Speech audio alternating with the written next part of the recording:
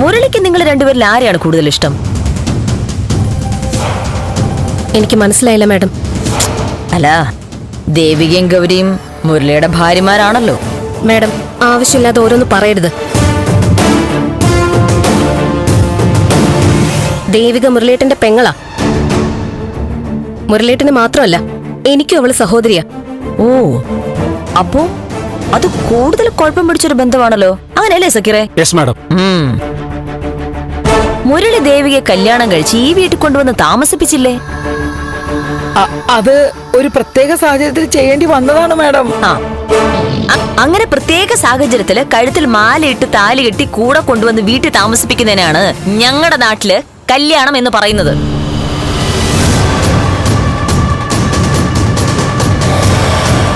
അതുകൊണ്ട് അതിനെക്കുറിച്ച് കൂടുതൽ ഇങ്ങോട്ട് പഠിപ്പിക്കാൻ വരണ്ട, മനസ്സിലായോ? ദേവിക അവളുടെ ശത്രുവായ മീരയെ കൊന്നു. ദേവിക മുരളിയെ സംബന്ധിച്ച് വളരെ വേണ്ടപ്പെട്ട ആളാണ്. ഗൗരിയുടെ സഹോദരിയാണെന്ന് ഗൗരി ഇപ്പൊ പറഞ്ഞു. അപ്പോ ആ സഹോദരി എവിടെയാണെന്ന് ഈ സഹോദരി തന്നെ പറയണം. മാഡം, അറിയില്ല. ഞങ്ങൾക്ക് ആർക്കും അറിയില്ല. ഉപദ്രവിക്കരുത് മാഡം, പ്ലീസ്.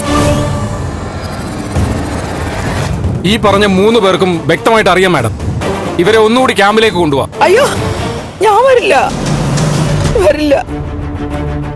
അമ്മയോട് മുരളിയേട്ടനോട് നിങ്ങൾ ചെയ്തതിന് ഞങ്ങൾക്ക് ഒരു പരാതിയുമില്ല.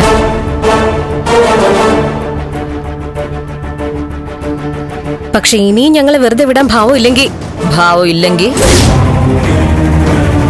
കൊലയാളിയെ ഒളിപ്പിച്ചു വെച്ചിട്ട് നീ ഇങ്ങോട്ട് വരട്ടാൻ നിൽക്കുന്നു. ശരി, നിങ്ങളെ വെറുതെ വിടാം. ദേവിക എവിടെയാണെന്ന് പറയൂ.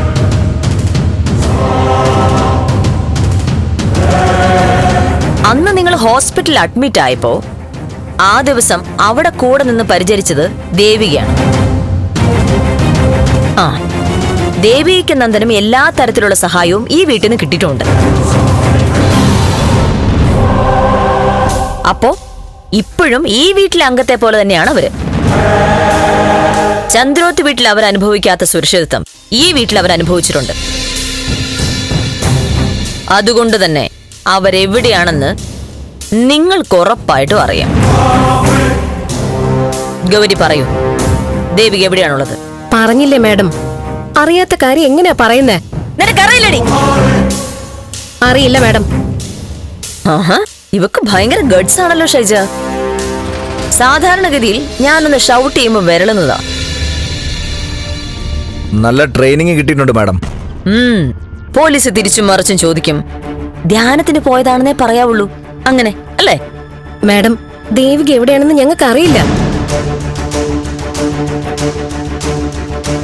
എന്റെ മുരളിയേട്ടനെ കൊല്ലാക്കൊല ചെയ്തിട്ടും നിങ്ങൾക്ക് തൃപ്തിയായില്ലേ? നിങ്ങളുടെ ഓഫീസിന്റെ മുന്നിൽ വന്ന് നിരാഹാരം ഇരിക്കണമെന്നും അല്ലെങ്കിൽ ആത്മഹത്യ ചെയ്യണമെന്നും അങ്ങനെയൊക്കെ വിചാരിച്ച ആളാ ഞാൻ.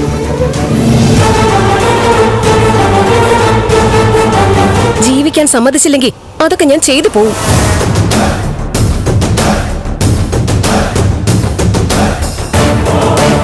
മാഡം, ഞാൻ സത്യസന്ധമായിട്ട് പറയാം, ദേവികയെ കുറിച്ച് ഞങ്ങൾക്കൊന്നും അറിയില്ല.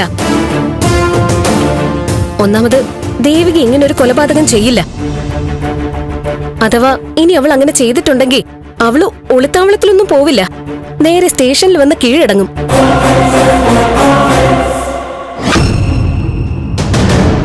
അവൾ ആരെയും അപകടപ്പെടുത്തിയിട്ടില്ല മാഡം, ഉറപ്പാ. അവളെ ആരും അപകടത്തിൽ പെടുത്തിയതാ. അവളെ കണ്ടുപിടിച്ച് രക്ഷിക്കണം മാഡം, പ്ലീസ്. ഷൈജ,